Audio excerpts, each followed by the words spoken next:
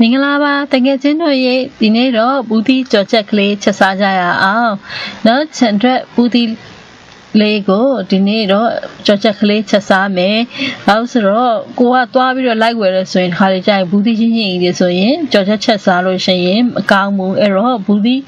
နုအနေတော့အချိန်လေးမှာပေါ့နော်။ကိုချန်မှာလည်းရှိနေတဲ့အချိန်လေးမှာကြော်ချက်ကလေးချက်ပြပေးမယ်။အခုကတဖြည်းဖြည်းစောင်းနှင်းဘက်ကိုရောက်လာတော့မယ်ဆိုတော့ဘူးပင်ရနော်နှမျောစရာကြီးတည်တော့မယ်သူကလေစောင်းနှင်းဆိုရင်နွေရာသီကြတော့မှကိုကပြန်စိုက်ထားတာဆိုတော့အကဲအချိန်မီလေးကြာတော့လေးချက်လိုက်ကြရအောင်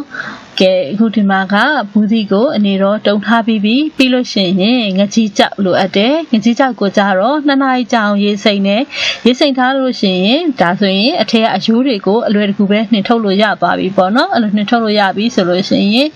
အယိုးအသားကိုနှင်ထားမယ်ပြီးရင်စက်သွန်ပြူလိုအပ်တယ်စက်သွန်ပြူကိုကြတော့ဒီမှာဓာပြရိုက်ထားတယ်ကဲငကြီးကြောက်လည်းအစင်းစင်းဖြစ်ပြီးဘူးတီကလည်းအစင်းစင်းဖြစ်ပြီးဆိုတော့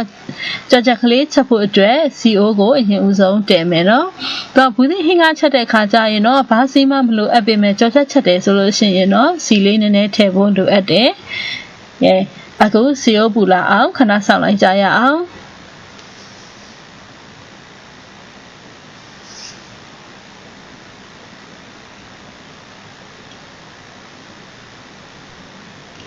စီယိုပူလာပြီဆိုလို့ရှိရင်တော့အရင်ဦးဆုံးစက်သွန်ပြူကိုထည့်ပါမယ်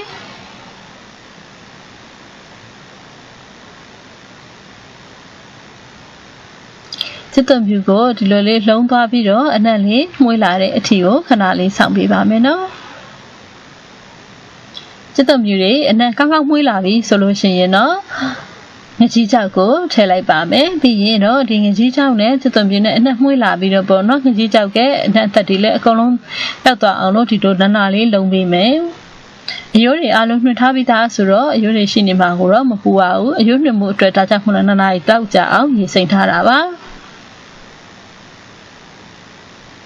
ပြီးရင်အနံလေးလည်းမှုေးအောင်အရောင်လေးလည်းလှအောင်လို့စနစ်မှုကိုထည့်လိုက်ပါမယ်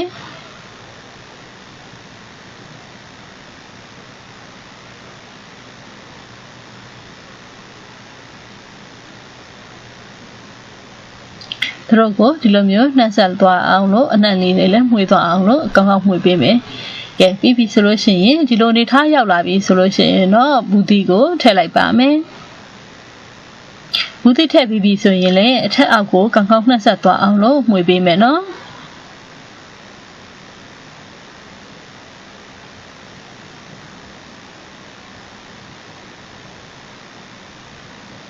ပြီးပြီဆိုရင်အကြတာအတွက်စားကိုထည့်လိုက်ပါမယ်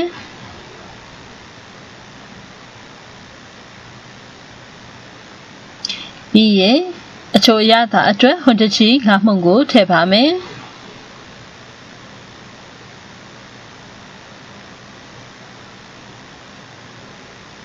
ရဲသူတို့ကိုပြန်ပြီးတော့နှက်ဆက်သွားအောင်ထပ်အောက်ဒီလိုမျိုးလေးမှုေးပေးမယ်နော်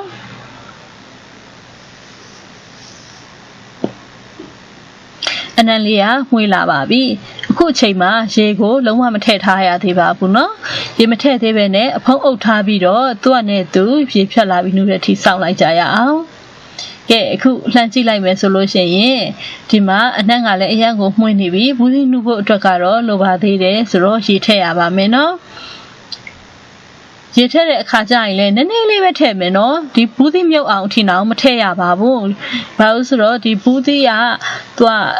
ကျက်သွားပြီဆိုလို့ရှိရင်သူ့ရေသူထွက်လာသေးတယ်ရေတွေအများကြီးထည့်လိုက်တယ်ဆိုရင်ဒါဘူးသီးကြော်ချက်နဲ့လုံးဝမတူတော့ဘဲနဲ့ဘလောက်ပဲကိုအချိုလိုက်တဲ့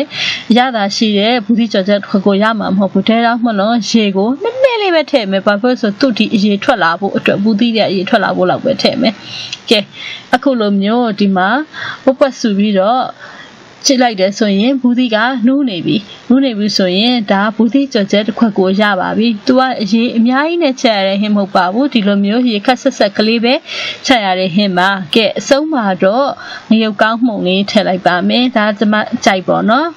ဆိုရင်အရသာရှိတဲ့ဘူးသီးကြော်ချက်တစ်ခွက်ကိုရပါပြီအဓိကကတော့ तू ကရေထည့်တဲ့အချိန်မှာကိုကအထက်မလောဖို့နဲ့အများကြီးမထည့်မိဖို့ပဲလိုအပ်ပါတယ်နော်ကဲကျမရဲ့ဗီဒီယိုဖိုင်လေးကိုကြိုက်တယ်ဆိုရင် like and share လုပ်ပေးပါအောင်ရှင်Chasu.com ကိုလည်းဝင်ရောက်ဖို့ဖိတ်ခေါ်ပါတယ် အားလုံးပဲ like and share လုပ်ပြီးတော့ subscribe လုပ်ထားဖို့မမေ့ပါနဲ့နော်ကြိုးစားပြီးတော့တင်ဆက်သွေးသွားပါဦးမယ်